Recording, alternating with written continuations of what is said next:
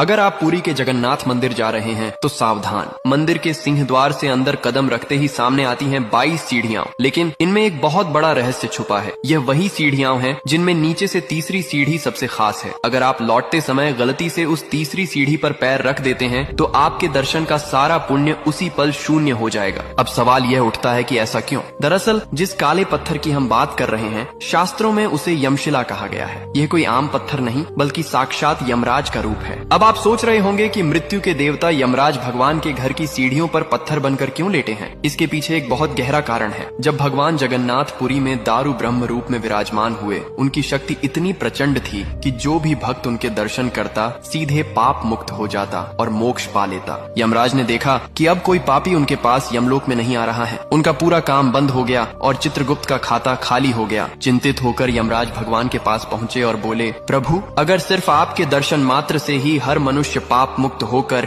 सीधे स्वर्ग चले जाएगा तो कर्मों का हिसाब कौन देगा? सृष्टि का संतुलन बिगड़ जाएगा और मेरे यमलोक का अस्तित्व ही खतरे में पड़ जाएगा। यमराज की यह चिंता सुनकर भगवान जगन्नाथ ने मुस्कुराते हुए उपाय निकाला। उन्होंने यमराज से कहा, तुम्हारी चिंता जायज है, मैं तुम्हें एक स्थान देता हूँ। मेरी इन 22 सीढ़ियों में से नीचे से तीसरी सीढ़ी पर एक काले पत्थर यानी यमशिला के रूप में लेट जाऊं। भगवान ने नियम बनाया, जब कोई भक्त मंदिर के अंदर प्रवेश करेगा और भक्ति भाव में उस तीसरी सीढ़ी पर पैर रखेगा तो वह अनजाने में यमराज यानी मृत्यु के भय को कुचल देगा। यानी अंदर जाते समय उस पत्थर पर पैर रखने से भक्त के सारे पाप वहीं नष्ट हो जाएंगे और वह पवित्र होकर भगवान के पास आएगा। लेकिन भगवान ने यमराज को एक विशेष अधिकार भी दिया। अगर दर्शन करके लौटते समय किसी भक्त का पैर तुम्हारी उस शिला यानी पत्थर पर पड़ गया तो तुम स्वतंत्र हो। उस समय तुम उसके दर्शन का सारा पुण्य खींच लेना। इसका गहरा अर्थ यही है कि भगवान चाहते थे कि भक्त दर्शन करके लौटते समय विनम्र रहें। अगर लापरवाही से बाहर जाते समय उसी पत्थर पर पैर रखा गया तो यमराज समझ जाते हैं कि भक्त के अंदर अहंकार है, इसलिए वह पुण्य छीन लेते हैं और भक्त को खाली हाथ घर लौटना पड़ता है। इतना ही नहीं, इन 22 सीढ़ियों का संबंध हमारे पूर्वजों यानी पितरों से भी है। मान्यता है कि पितृगण भी इन्हीं सीढ़ियों पर वास करते हैं। इसलिए उड़ीसा में लोग अपने बच्चों को इन सीढ़ियों पर लुढ़काते हैं और पिंडदान करते हैं ताकि यमराज और पितृ